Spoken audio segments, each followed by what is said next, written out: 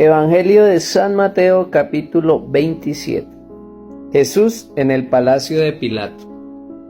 Al amanecer, todos los sacerdotes principales y los líderes del país hicieron juntos un plan para matar a Jesús. Lo ataron, lo sacaron del palacio de Caifás y lo entregaron a Poncio Pilato, el gobernador romano.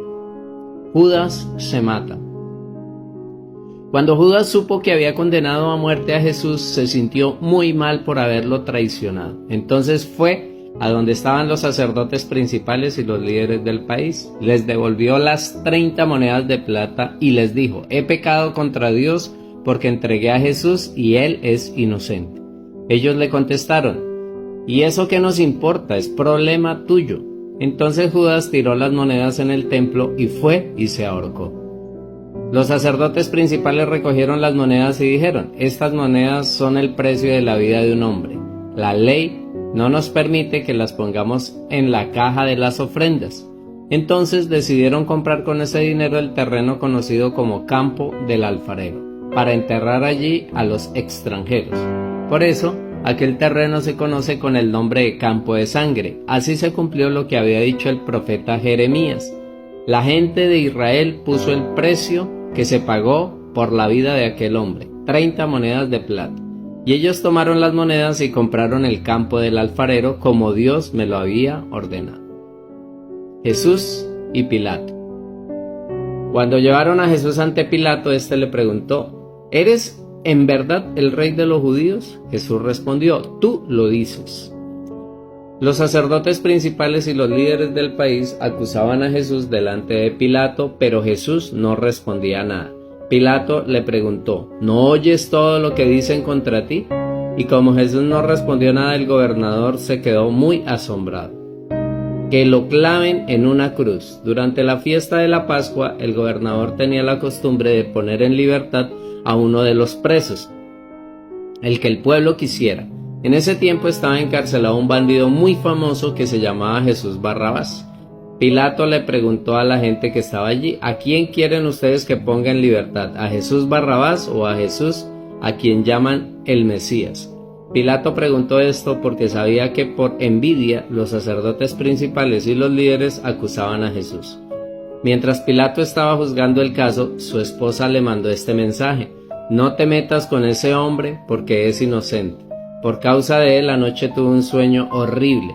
Mientras tanto, los sacerdotes principales y los líderes convencieron a los que estaban allí para que pidieran la libertad de Barrabás y la muerte de Jesús.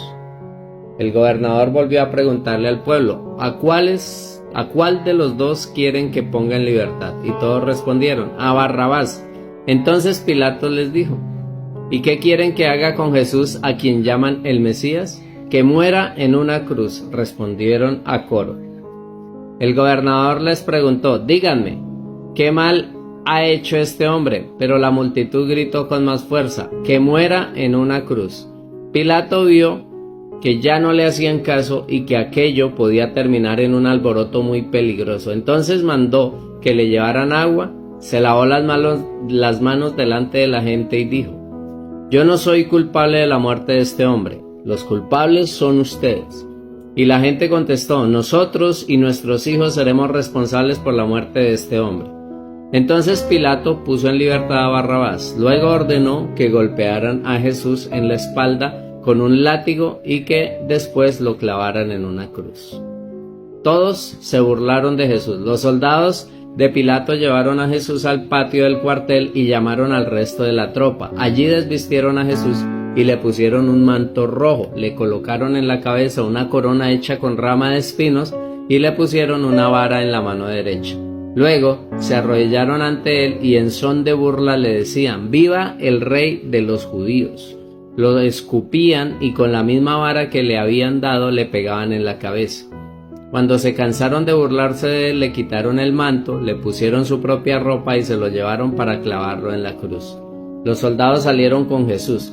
En el camino encontraron a un hombre llamado Simón, que era del pueblo de Cirene, y le obligaron a ese hombre a cargar la cruz de Jesús. Cuando llegaron a un lugar llamado Gólgota, que quiere decir la calavera, le dieron vino mezclado con una hierba amarga, la cual servía para aliviar los dolores. Jesús lo probó, pero no quiso beber.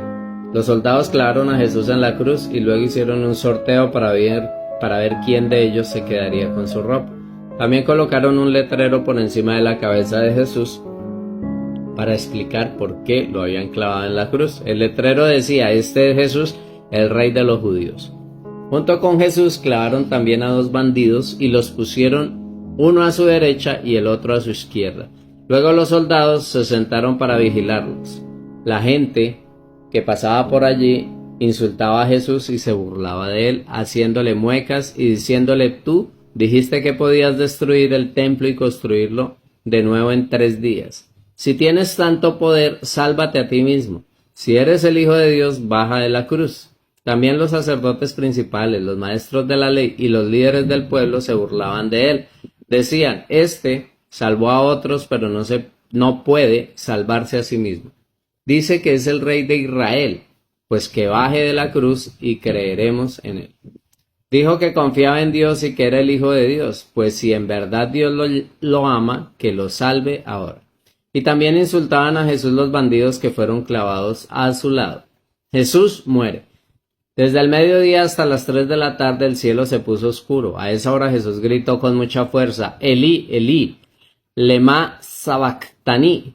Esto quiere decir: Dios mío, ¿por qué me has abandonado? Algunos de los que estaban allí lo oyeron y dijeron: "Está llamando al profeta Elías". Uno de ellos buscó enseguida una esponja, la empapó con vinagre, la ató en el extremo de un palo largo y se la acercó a Jesús para que bebiera. Los demás que observaban le dijeron: "Déjalo, vamos a ver si Elías viene a salvarlo".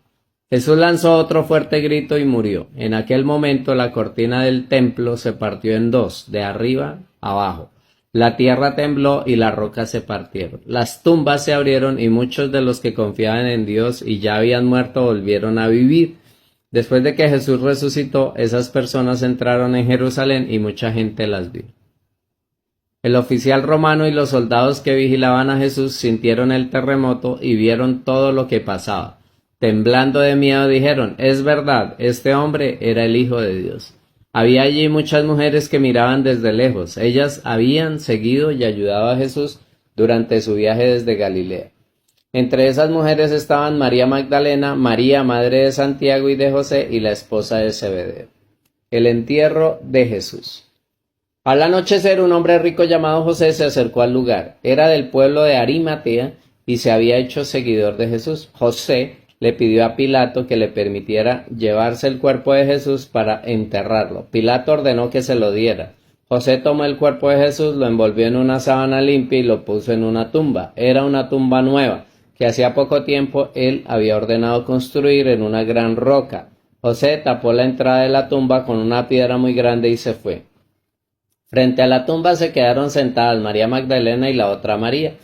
Al día siguiente era sábado, el día de descanso de los judíos. Los sacerdotes principales y los fariseos fueron a ver a Pilato y le dijeron: "Señor, nos acordamos de que cuando ese mentiroso de Jesús aún vivía dijo: 3 días después de que me maten resucitaré.